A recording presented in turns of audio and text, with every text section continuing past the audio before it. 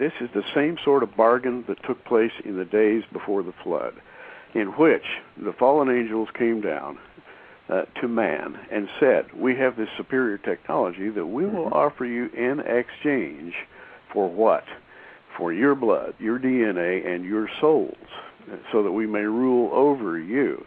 And I think the transaction that is going on between governments of the world and the ultra-terrestrials is exactly the same as it was in the days before the flood. So that would be my quick answer. Well, so we're talking about a modern Faustian agreement that is much higher than most people could even imagine, and what you said is absolutely the truth, that it was an exchange of technology and even knowledge, mystical arts. Absolutely. Is for the use, which raises an interesting question we won't take time to exercise. The fact that they had to get permission from people says something about the rights that we have under God that can be surrendered but don't have to be, in right. which we allow these things to use us, manipulate us, take control of us. Here's an even more fantastic proposal. Enoch says that these Nephilim, when they were destroyed in the flood, they were buried in the hills of the earth. Now, I don't know, if the angels took them, buried them there, they were swept in there by the waters of the flood, and they've been buried beneath these sands. Could these things ever be discovered? Maybe have part of them been discovered? Is something happening with their DNA? Yeah, as a matter of fact, I think that the bones of those people, those ancient aberrations, have been found on numerous occasions, and they are quickly hidden away, kept out of the gaze of human beings, because such a thing would run counter to what we believe about, for example, modern science wants to believe evolution, that man sort of arose from the ooze. If you could prove that there were super beings in generations past, that would totally smash the idea of the evolutionary theory. So secular science is against this idea because it runs counter to the idea, to their own conception of evolution. Christians are against the idea in a lot of cases because they don't understand God's program and they don't understand the work of Satan. But in my opinion, a Christian needs to be armed with all this information so that we'll more fully understand prophecy, more fully understand God's plan for the latter days. And on the subject, by the way, of these intruders, back in the old days, they were called Rephaim. They were called, that is their offspring, the offspring of the demigods and the human women were called in the Bible Rephaim. And Rephaim comes from the Hebrew Rapha, which has a strange complex of meanings. It means, it's regularly translated giant, but it also means to heal, to mend, to repair, or to fix something that was broken.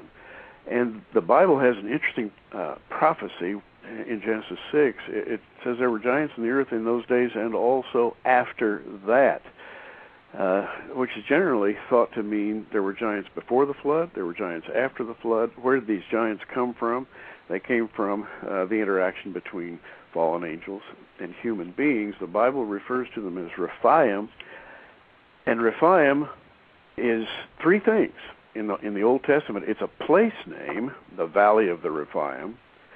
It is a designation, that is to say, it's roughly the designation for a giant in general, and it's often translated giant in the Old Testament. But it also has a genetic component. Mm-hmm. The Rephaim are those who are so corrupted in their genome that they cannot experience redemption or resurrection. And to me, that's a fascinating subject. Well, talking about genome and resurrection, science now is perfecting cloning technology. Mm-hmm. They just sequenced the genome of the Neanderthal, according to some of the news out this week.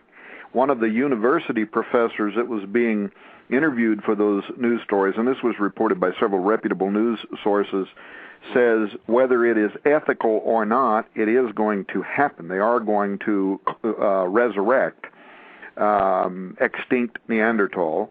The Nephilim seem to have had some method for returning too, because as you just pointed out, they were before the flood, but they also were after the flood. Mm-hmm. Do you think there's any connection between high technology and what we may now be proposing? I absolutely do. And I alluded to that a moment ago with the idea. And, of course, there have been dozens of books written on the subject. Colonel Frank Corso's book is probably the best known, the Faustian bargain, as you called it, in which we trade information for technology, has resulted in a corruption of the human genome. I have heard expressed on several occasions the idea that government officials the world over now see as one of our chief problems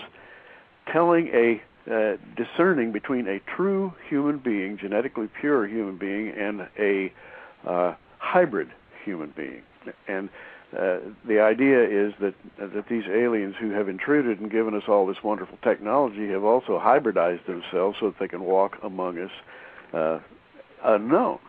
Now this... Well, Gary, if the Watchers were engaging in genetic manipulation before the flood, why couldn't they be doing the same thing today? And does this, here's a wild question, does this suggest anything about things like Bigfoot or Loch Ness?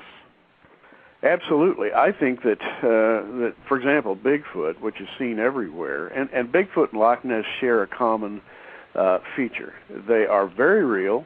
Anyone who's ever seen either one of them is just absolutely imprinted for life, shocked. And we read case study after case study. But Nessie and Bigfoot also share another significant feature, and that is they can appear as solid as a rock 1 second, and the next second they vanish into nothingness, and they're just gone. And they seem to be in this realm of the ultra-terrestrial. I call Nessie a dragon because there's much dragon lore from the Middle Ages. We have so much lore about dragons that used to be pests among the Europeans of the Middle Ages. We read about dragon slayers. We read about dragons historically. And I think that the dragon, which, by the way, according to description, kind of scuttles along on its stomach, is a grounded version of the ancient dragon that used to soar among men in glory, and that dragon was Satan. There's so much we could say about him. The dragon has a people. These people are the Rephaim. It's kind of fascinating concerning the great dragon, that serpent, Satan. Isaiah 14 has a prophecy about his ultimate destruction. And the 9th verse of Isaiah 14 says, "Hell from beneath is moved up for thee to meet thee at thy coming. It stirreth up the dead for thee, even all the chief ones of the earth." Now, the dead here, translated dead in the King James, are the Rephaim, and they are the dead hybrids, if you will. And the fascinating thing that I want to insert quickly here is that Isaiah also says that the dead can never experience resurrection. Isaiah 26:14 says they are dead. That's a translation of the term Rephaim. They are the Rephaim. They shall not live. They are deceased. They shall not rise. Therefore hast thou visited and destroyed them and made all their memory to perish. So Isaiah prophesies concerning these hybrids called the Rephaim that once they die or once they pass from this scene and go to the underworld, they can never after that be resurrected. And that takes us all the way back to the pre-flood days. The Lord destroyed the world in the flood, and he gives the reason. Noah and his family were perfect in their generations. That is, their genome had not been corrupted, so they were preserved and brought into the new world. The people of the old world whose genome had been corrupted were all destroyed. And the bottom line is, Tom, if the human genome is corrupt, then God's plan for the redemption of man can be short-circuited. And that's the fight that's going on. Now, what about other lake monsters like Champ, Ogopogo, and didn't Job see a vision of the dragon in the sea? Oh yes, absolutely.